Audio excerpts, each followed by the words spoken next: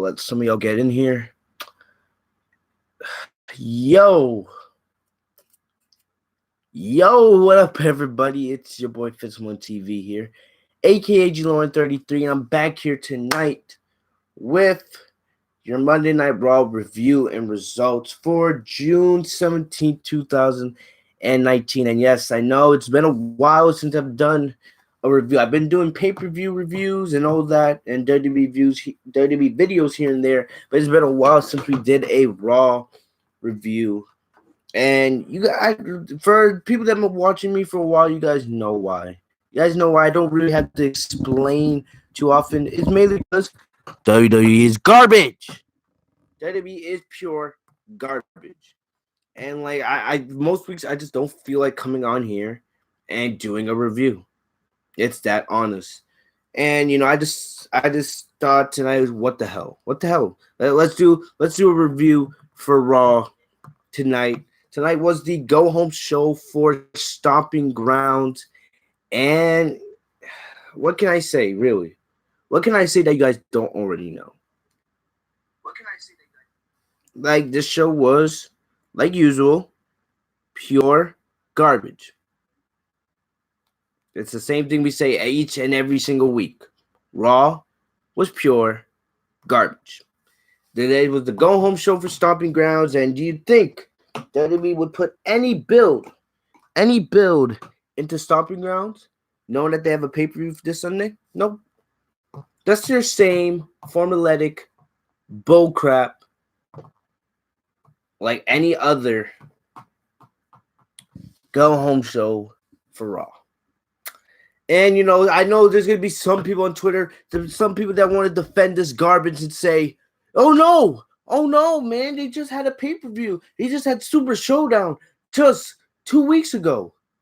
So, it's your fault. Your fault for putting your next pay-per-view 2 weeks after you just had one. And still, legit, Stomping Grounds is legitimately just copy and paste of Super Showdown. With a top to bottom, it is basically the same matches we saw from Money in the Bank in Super Showdown. Braun versus Baron Corbin, we just saw that Super Showdown. And it was garbage at Super Showdown. Why would I want to see it again? Becky Lynch versus Lacey Evans, we just saw that Money in the Bank. Why would I want to see that again? Kofi Kingston and Dolph Ziggler, yes, those two have had great matches in the past. But honestly, I am not interested in seeing Kofi Kingston versus Dolph Ziggler again. Not even if it's a steel cage. The steel cage stipulation does absolutely nothing for me. But absolute garbage. Garbage. All right? I don't know what I watched tonight. I really don't. Oh, my goodness. What else is on this card for Sunday? Roman Reigns versus Drew McIntyre. How many times have we seen here? No matter if it was Raw or WrestleMania or pay-per-view, like, tell me why would I care about seeing this match for the 1,000th time? And people wondering, AEW sold out, all out in 15 minutes. 15 minutes. And WWE still hasn't sold out Stomping Grounds this Sunday. What does that tell you? What does that tell you? But no, as long as WWE is making more money than it ever has before, it doesn't matter. We don't have to put on, interesting, entertaining television for our viewers. It wasn't. Oh, yeah, it was the event of Monday Night Raw tonight, by the way. We had Daniel Bryan versus Seth Rollins. And don't get me started on the wild card rule. All right, please don't get me started on that nonsense. Because let's be serious here. Let's be serious here. All right? Daniel Bryan versus Seth Rollins is a WrestleMania caliber match. And they averaged, last time we saw Daniel Bryan versus Seth Rollins was 4 years ago. And I believe 2015, that was when Seth Rollins was healed. When he had J&J Security. And Bryan was at the height of his popularity when the Yes Movement, everything was going on. I believe, was Bryan even... I think Bryan was Intercontinental Champion at the time, if I'm correct. But tell me, as great as Daniel Bryan versus Seth Rollins was, it was a good main event. It wasn't, you could tell there is another gear they could have had tonight. There's another level they could have reached. I know that for a fact. But it was a good main event. But still, what does that main event do at the end of the day? What does it do? It's random. What? Is it WWE's? It's just another desperate plea by WWE to try to get viewers to watch the final hour of Raw. Like, oh, here we have Daniel Bryan and Seth Rollins, two of the best in WWE. A feud I would love to see. But still, I don't want to see it on free television where there's no meaning behind it. The wildcard rule is absolute garbage. The brand split has been over for months now. Legit. There is no point to the brand split. If you look at it, you have who appeared? You had like 7 or 8 SmackDown Live superstars appear on Raw tonight. When Vince McMahon first announced the wildcard rule, wasn't it supposed to be like 3 superstars? Now it's legit. Now the whole roster. You can legit go on Raw and SmackDown anytime you want. We had Kevin Owens. We had the entire New Day. We had Bayley from SmackDown. Who else did we have tonight? I'm trying. AJ Styles was on Raw tonight. I'm trying to think who else. I know I'm missing a couple more names, but most of the SmackDown Live roster was there. Roman Reigns was there. Elias was there. There is no point to this brand split anymore. There is legit no point. The wildcard rule is absolute garbage. I don't even know why they call it the wildcard rule. Instead, just call Raw. Back in the day, they used to call it the Raw Super Show or whatever. Just do that. Or say Raw and SmackDown superstars can go on either brand whenever they like. Just do that. This wildcard rule is absolute garbage. There's legit no point. It's legit. They broke their own standards. You have all SmackDown Live appearing on Raw, and you have a bunch of Raw superstars appearing on SmackDown Live. Legit. Because they want to get Roman. They want to make Roman exclusive to SmackDown, but yet they want Roman to show up on Raw. Why? Roman's not doing anything for the ratings. John Cena said it best. Cena did an interview, and he said, hey, there's no top star in WWE. And there really isn't. WWE wants Roman to be the top star, but he isn't. It's more between, to be honest with you, it's more like Seth and Roman, and I hate to make this comparison. Please. Seth and Roman, legit, are most likely probably the Stone Cold and The Rock of our era. Love it or hate it. All right, but they're nowhere near, and they never will have the popularity, the megastar status of a Stone Cold or of The Rock. The Rock and Stone Cold divide an era. Yes, Seth and Roman may be, at the top of the WWE food chain tonight, but they don't define this era. There's really nobody that defines this era when you think about it. And that's just being honest. Raw was garbage tonight, and now we have to wait. Well, we have Stomping Grounds on Sunday. And legit, I'm not looking forward to Stomping Grounds at all. Legit. I watch almost every WWE pay-per-view because I do the reviews, I do the live reactions for you guys, but I'm legit considering not watching Stomping Grounds at all. And I'll do a review for Stomping Grounds without watching any matches, just by watching highlights or following on Twitter, to be honest. Because there is absolutely nothing compelling about Stomping Grounds. Legit, what's your main event? Seth Rollins versus Baron Corbin with a special guest referee? Who's going to be the special guest referee? If I'm willing to bet, I will not be surprised if the special guest referee this Sunday is Brock Lesnar himself. I would not be surprised. Legit. Anybody they had that could have been the special guest referee this Sunday, Seth Rollins took out with a chair. No matter was Elias to EC3 to Eric Young.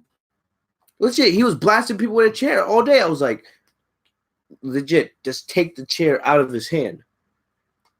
If Brock Lesnar isn't the special guest referee, who's going to be? And they're teasing it. Mike Cole kept saying, oh, well, Brock Lesnar cashed in at Stomping Grounds. Brock Lesnar wants to get his payback on Seth. I think it's going to happen. I really do. I legitimately think Lesnar's going to be the special guest referee this Sunday. All right. Seth will defeat Corbin, and then Lesnar will get his payback and become Universal Champion. All right, legit. There's nothing compelling about the show whatsoever. Nothing. Nothing on this card is compelling. I have no idea what's going to be your main event. And that's sad. I have no clue. When John Cena was the face of WWE, you always knew what was going to be the main event. It was either going to be him or CM Punk. One of those two in the main event of the pay-per-view.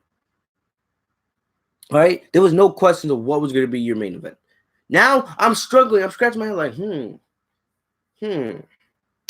Like, it's sad what this company has come to. It really is. There's not much to review about the show, and that's just me being honest. There really isn't. I'm still waiting for the notes to come out on Bleacher Report. Legit, I watched the show tonight, but legit, nothing happened. Nothing happened. This show was total dookie. It was absolute garbage. Absolute garbage. I just don't understand how we can be satisfied with the show they put on at the end of the day. I really don't. All right, but legit, just going. I'm doing this off the top of my head. After at the beginning of the show, Elias comes out. He's running the special guest referee. He starts ripping out like usual. And then Seth Rollins attacks him from behind with a chair. And then Seth Rollins takes up a mic and he's like, whoever plans to be Baron Corbin's special guest referee, the only outcome will be a steel chair on the other side. That's how the show started. Whatever. Who cares? Who cares? All right. Then we move on. Yeah, and the show actually started off to a good start. It started off to a good start. All right. This was probably the only good thing on television all night. All right. So they did a fatal five-way to determine the United States Championship number one contender. The person that would face Mojo this Sunday. And you had Strowman, Bobby Lashley, Elias, Rick. Oh, something different, something unique. And the person won, which WWE rarely gets right these days. The right person won. Ricochet wins. And I was very excited. Very excited. You know, I love Ricochet. And when he first got to the main roster, he was booked correctly, when he was with Aleister Black. And then he started losing in the last couple of weeks. He started losing. I was like, wow. They really messed up Ricochet really quick. But Ricochet was the right person to win this match. And getting into Ricochet versus Samoa Joe, that's going to be a good match at Stomping Grounds. If given the time, it can be the best match on that whole card. Samoa Joe, we know how great Samoa Joe is. And Ricochet, we know how great he is. Give these two the time. Ricochet and Samoa Joe can absolutely destroy it this Sunday. Absolutely. But the thing about it is, I want to give Ricochet the title just yet. Just yet. Just because, 1 week of build, you shouldn't just give Ricochet the title. I think these two can have a good feud. All right, Ricochet, there's still some people, he's quickly becoming a fan favorite, but there's still some people, on WWE, of the WWE universe that still don't really know much about Ricochet if they didn't watch NXT. And, they really haven't, gone into, in depth on him yet, let him grow. We haven't seen him do much promo work or anything like that while he's been on the main roster. We know he's absolutely entertaining in the ring, but I think what they should do is, and I hate doing this, but I want to have, if you're going to have Samoa Joe win, have Samoa Joe win dirty. He is a heel. I'm not saying low blow. Maybe, he puts his foot on the ropes, or maybe, he puts him in the coquina clutch and, Ricochet doesn't tap out, but he can't answer. Do something. Or maybe, have Samoa Joe lose by disqualification so he doesn't lose the title. And then at the next pay-per-view, which I'm not even sure what is, I think it might be Great Balls of Fire. I would have to look at WWE's pay-per-view schedule, but I believe it's Great Balls of Fire, and then SummerSlam's next up at the end of August. But what I would do is you have, Ricochet win the United States title sometime, not at Stomping Grounds, but after that, no matter if it's on Raw or, at Great Balls of Fire, whatever. And then for SummerSlam, you could go Ricochet versus Rey Mysterio, which would be absolutely great, not only for the show but for the United States title. Because legit, with the whole Rey Mysterio Samoa Joe flipping the titles the last couple weeks, the United States title has kind of taken a back seat, and I don't like that, especially when it involves somebody as great as Samoa Joe and Rey Mysterio. If you want, you can do a triple threat match at SummerSlam for the U.S. title with Joe, Mysterio, and Ricochet. I would be fine with that, but definitely Ricochet. I believe this should end up with Ricochet as United States champion, but we'll have to wait and see on that. And legit, that was the only positive from this show. The Fatal Five Way to start the show and them getting the correct winner. And afterwards they went backstage. They showed like this part of the Staples Center, like one of the entrances into the Staples Center arena. And then you look backstage and then you see the Revival, the new Raw Tag Team Champions. And then you go and then you find this like VIP lounge and you have Shane McMahon, you have Drew McIntyre, you have the Revival, and they're all just chilling out there. They're all just chilling. And legit, they cut back there like 3-4 times. And legit, Shane McMahon, it's gotten to the point where every time he appears on my television screen, I change the channel. He's that garbage at this point.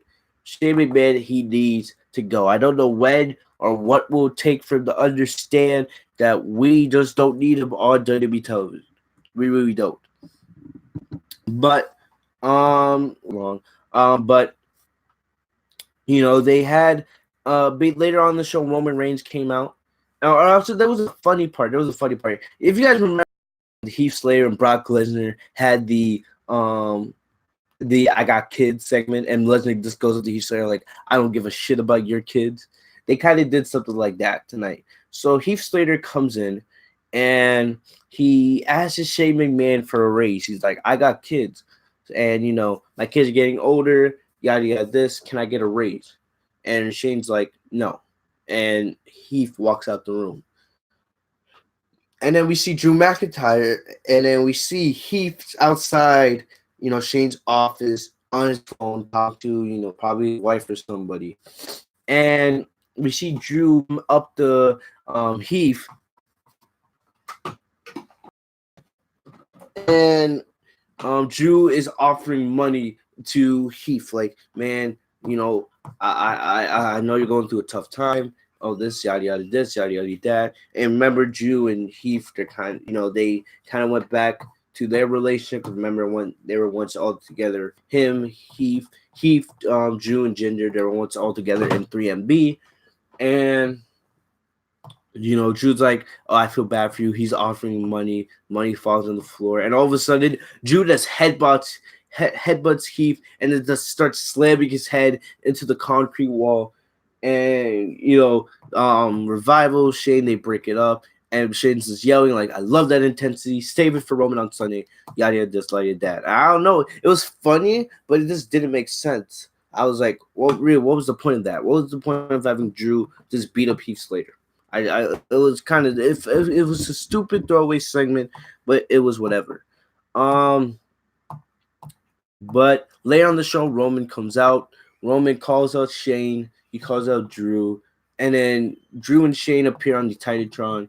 And they start, saying how Drew's going to beat Roman this Sunday. Then Drew starts talking about Roman's kids, of course. Roman be the babyface. He's not going to let that happen. So Roman, he walks through the crowd. He walks to the VIP area. And then he starts brawling with the Revival, Shane, and Drew. He takes care of the Revival. He puts Drew through a table of food. It was a weak table, but who cares? But then Shane starts running for his life. They fight in the ring for a little bit. Roman hits Shane with a Superman punch and then the spear, setting up for the match this Sunday. And at the end of the day, nobody cares about Roman versus Drew. Why would anybody care about that garbage? We've already seen it 1,000 times. We know Roman's most likely going to win this Sunday. That's all about that. What else happened on the show? We had a women's tag team title match. The Iconics defending the titles against Bliss and Nikki Cross. Alexa Bliss was like, oh yeah, I used my magic backstage and got us a women's tag team title opportunity. Yeah, we know Alexa Bliss I love Alexa. I've met her. She's super sweet. But yeah, Alexa, we all know you have the hookup backstage. We know you got that blonde style, so we know you can get anything you want at any point. And I legit, I would have came out here and ranted my ass off if Alexa Bliss and Nikki Cross won the women's tag team titles. I hate the Iconics. The Iconics should not be women's tag team titles. They've done absolutely nothing with those titles. Those titles are probably the meaningless titles, the most wasted titles in the entire company. And you wonder why Sasha's not there. You really do. Alexa Bliss and Nikki Cross did absolutely nothing to earn those titles. They never pinned the Iconics. They didn't even challenge them. Alexa Bliss just comes out of nowhere and say, "Yeah, we got a tag team championship opportunity tonight." They're out of nowhere. And the match was garbage. The Iconics are trash. We all know this. And basically what happened is Bayley interfered. Bayley came out the ringside, and Alexa shoved Bayley, and then Bayley shoved Alexa back. Nikki Cross was paying attention to Alexa, and basically from behind, we see Billy Kay roll Nikki up. 1, 2, 3. The Iconics defend the women's tag team championships. And part of me is thinking afterwards they go backstage and basically they go Nikki and Alexa are talking and they're basically like, okay, if she wants to interfere in my matches, Nikki Cross like, I'm gonna be in your corner this Sunday and I will be hoping that Alexa becomes champion this Sunday. And I don't want to see it. Alexa's had her time in the spotlight. Even though I'm not a big fan of Bayley, I don't care about this match at all. The only reason what I think might happen is I think this could be setting up for Sasha Banks to return. Based on all the reports, Sasha Banks is set to return to WWE soon. We have no idea when, but based off of her meeting with Vince, everybody is expecting Sasha to return sometime this summer. And if she is going to return this summer, I think it should be soon because I expect Sasha, Sasha's going to have some kind of match at SummerSlam. All right. And what I think they could be setting this up is maybe potentially Sasha versus Bayley at SummerSlam. But what might happen is, what I think might happen, because, Bayley's going to be at a disadvantage. Nikki's going to be there in Alexa's corner. And I still don't understand if Alexa is a babyface or a heel. It seems like it changes every single week with her. But what I think might be happening, and I'm not gonna say predict anything like that. We have no idea what's WWE's plans for Sasha Banks when she's returned, if she's returning, whatever. But if Sasha Banks is gonna return, I think there's a chance it could be this Sunday. They could be setting it up for Sasha to be in Bayley's corner and just to even the odds so Bayley can successfully defend against Alexa. Maybe. I don't know. We'll have to wait and see. What'll be interesting is we know that Alexa and Bayley have a moment of bliss segment planned for tomorrow night where they're gonna go face to face. What up, Sean? And what I think might happen is, we'll have to wait and see. If Alexa name drops Sasha, if Alexa Bliss names drops Sasha, then that could give us a sign. WWE has given us no clue on when Sasha's coming back. Sasha herself hasn't given anybody any indication when she's coming back, but we believe she's going to be back before SummerSlam. That's all we know. And would not if this is what I think it is, and if Sasha comes back to be in Bayley's corner, you heard it here first. Just letting you guys know about that. What else happened on the show? I know Becky and Lacey had a promo segment for like the 1,000th time. I don't care. Becky Lynch has really slowed down her momentum since Mania, and part of her, I blame it on her a little bit, but it's more creative. Lacey Evans, she's just not interesting. Lacey has talent in the ring, but she's just very bland. I'm just not interested in her, and I'm not, looking forward to the Lacey versus Becky again this Sunday. Hopefully Becky wins and Bayley can move on to a fresh feud. All right. I hope we get Sasha versus Becky at SummerSlam, but we'll have to wait and see. But what else? What else happened? This show was absolute garbage, man. To be honest, not much happened on this show. Not much happened on this show at all. I'm trying to think what else happened. If I can't think, I'm gonna end the review. Legit. This is how bad this show was. Legit. Oh yeah, Baron Corbin, Kevin Owens, Sami Zayn come out, and they were gonna announce who was gonna be the special guest referee for Baron Corbin and Seth Rollins Universal Title match this Sunday, and the New Day came out. And legit, I love the way Kofi Kingston's been booked, but legit, do we really need to see Kofi Kingston on Raw? This like legit, why? Why? There was no point of this at all. At all. Legit, Baron Corbin and Kevin Owens said, "You guys are not even supposed to be here via the wild card rule." Well, Kofi was like, "As WWE champion, I could be whenever, wherever I want, whenever I want," and blah blah blah. This blah blah blah that. Ultimately, we all knew where this was going, and this turned into a 6-man tag team match. Very creative, WWE. Very very creative.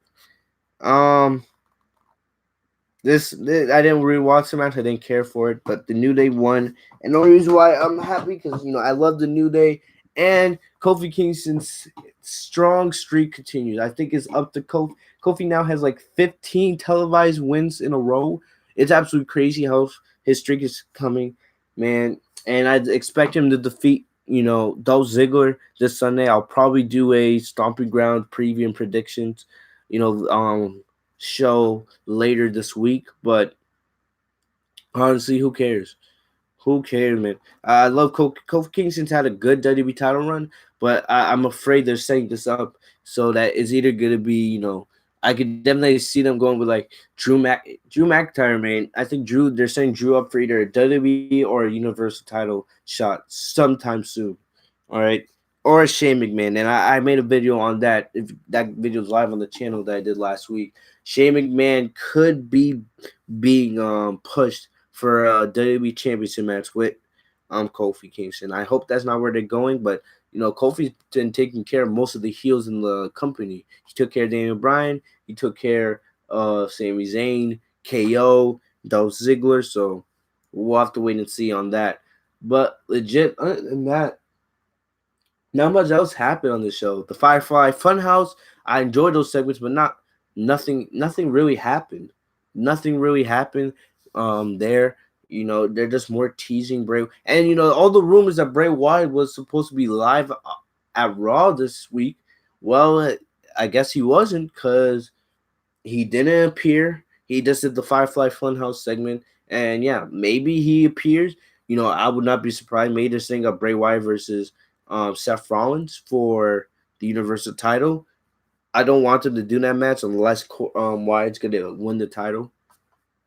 But, and we always know legends in the background. Honestly, I have no idea. But I'm about to get out of here, to be honest. There's really nothing else to talk about with this show. There really is. Raw is absolute garbage, but you guys already know that. But other than that, thank you guys for coming to the review. We'll see. Maybe I might be back with a SmackDown Live review tomorrow night. We'll wait and see on that. I'll most likely have a Stomping Grounds review. I mean, not review, a preview and prediction show that will probably go live on the channel later this week. I'm still 50-50 on if I really want to watch Stomping Grounds. It really feels like more of a waste of a pay-per-view, to be honest. But hey, we'll have to wait and see. Make sure to follow me on social media. The links are in the description down below. If you guys are new to the channel, make sure to like, comment, subscribe, enable notifications by clicking the bell right next to my name for Swung TV, so you guys are notified every time I post a new video. I want to thank you guys once again for coming to the review. Stay safe. We'll see if I come back tomorrow night. We'll see. But other than that, that's about all I got. I'll see you guys later. Peace.